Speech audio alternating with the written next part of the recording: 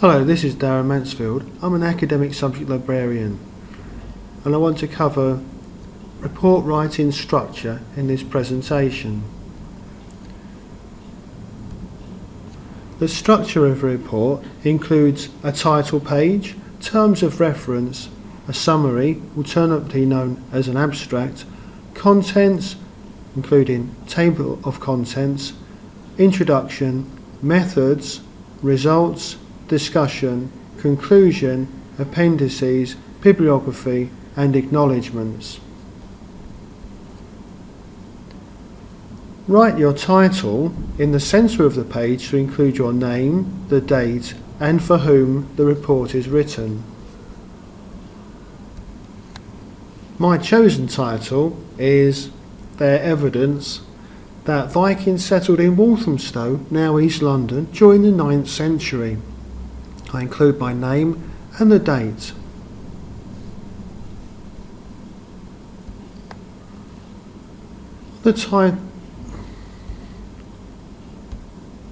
On the terms of reference, I briefly explain who will read the report, i.e. the audience, why it was written, the purpose of the report, how it was written, including the methods, and this may form a subtitle or a single paragraph.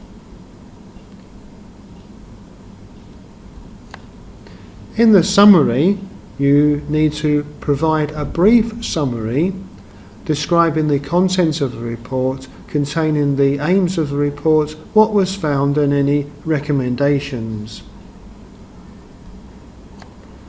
The contents page should list the various chapters and/or headings along with page numbers. You may number chapter headings and subheadings in addition to providing page references. You need to be clear and consistent throughout.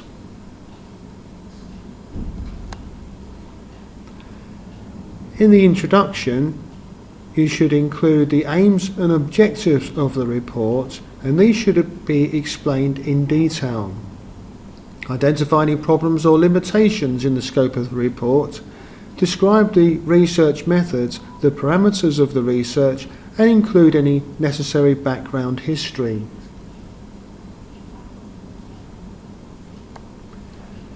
In the methods section, you need to explain the procedures followed, the relevant information on materials used, including sources of materials and details of any necessary preparation. Refer to any problems encountered and subsequent changes in procedure.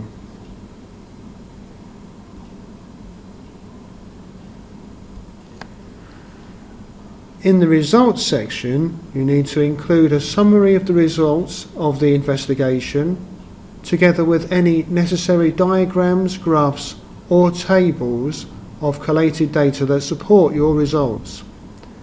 Remember to present your results in a logical order without comment. The discussion section of the report is the main body of the report. And this is where you find your discussion. The facts and evidence you have gathered should be analysed and discussed with specific reference to the problem or issue. Consider section headings. Your points should be grouped, arranged in an order that is logical and easy to follow. We would advise you to use bullet points in an easy to follow list. And remember to reference throughout.